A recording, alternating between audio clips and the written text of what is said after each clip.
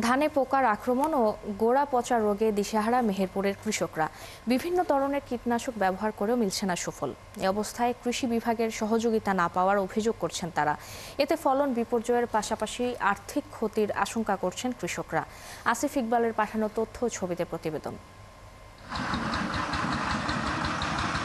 মেহেরপুর গভীপুর গ্রামের কৃষক নাসির হোসেন, যিনি 2 বিঘা জমিতে বৃধান 51 আবাদ করেছেন। তবে মাজরা পোকার আক্রমণে নষ্ট হচ্ছে তার ক্ষেতের ধান। তাহলে আমাদের ধান হবে না, ফলন হবে না, কিছুই হবে না। আর মাজরা পোকাতে তো ঠেকাইতেই পারছি না। শুধু নাসির হোসেনেরই নয়, জেলায় আবাদ হওয়া সব আমন ধানের ক্ষেতের চিত্রও একই। মাজরা পোকার পাশাপাশি কারেন্ট পোকা ও গোড়া পচা রোগে আক্রান্ত হয়েছে জেলার অধিকাংশ ক্ষেতের ধান। কৃষকরা বলছেন, ফসল রক্ষায় কীটনাশক ব্যবহার করলেও তা উপকারে আসছে না। এ নিয়ে কৃষি বিভাগেরও কোনো পরামর্শ তারা পাননি। ধান লাগানোর পর বেশ কিছুদিন ধান একটু যাওয়ার পর দেখা যাচ্ছে মাজরা পোকা লেগেছে। তো এমনভাবে লাগে আমি বিভিন্ন কোম্পানির বীজ দিই, ভালো ভালো কোম্পানির বীজ দিয়ে কোনো ঠেকাইতে পারিনি। জমিওয়ালাদেরকে আমরা কিসারত দেবো না, আমরা খাবো না, যে ধার ভাঙি করি আমরা দেনা করি, সারের ঘরে ওষুধের ঘরে দেনা করি, আমরা ওষুধওয়ালা সার মাটি দিয়েছি, তাদের শোধ করবো। আমরা কিভাবে এগুলো আমরা মেকআপ করবো? 1 বিঘি জমির উপরে 470 টাকার বীজ দেওয়া হয়।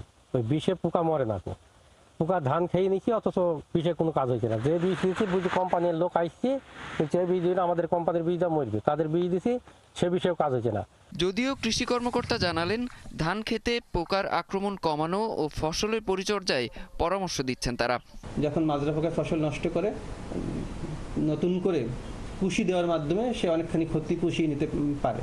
যেহেতু এখন সর্বোচ্চ কুশি পর্যায়ে আছে, তো যদি আমরা এখন দমন করে ফেলতে পারি, তাহলে আসলে ফলনে গিয়ে এর কোনো নেগেটিভ প্রভাব পড়বে না। এবার জেলায় আমন ধানের আবাদ হয়েছে 26,860 হেক্টর জমিতে।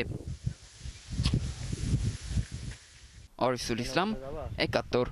দর্শক, ধানে পোকার আক্রমণ ও গোড়া পচা রোগে দিশেহারা মেহেরপুরের কৃষকরা এ বিষয়ে সবশেষ অবস্থা জানাতে আমাদের সাথে যুক্ত হচ্ছেন সহকর্মী আসিফ ইকবাল। আসিফ, ধান খেতে পোকার আক্রমণ রোধে কৃষকরা কি ধরনের ব্যবস্থা নিচ্ছেন এবং এই বিষয়ে কৃষি কর্মকর্তারা কি বলছেন?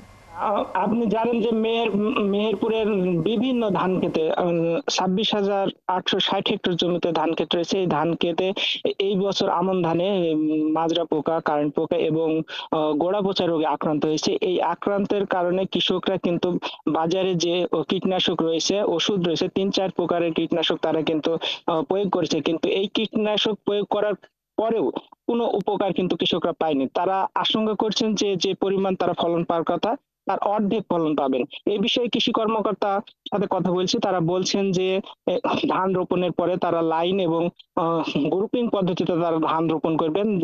পাশাপাশি যে বালাই নাশক এবং হাত জাল রয়েছে এটা প্রয়োগ করবেন। নিয়মিত সেচ দিবেন এবং পানি নিষ্কাশনের ব্যবস্থা থাকবেন। এইগুলো করলে কিন্তু তারা এই পোকার আক্রমণ এবং ফলন বিপর্যয়ের হাত থেকে রক্ষা পাবেন। ফারজানা, ধন্যবাদ আসিফ আমাদের সাথে যুক্ত হওয়ার জন্য। দর্শক, মেহেরপুর থেকে যুক্ত হয়েছিলেন সহকর্মী আসিফ ইকবাল।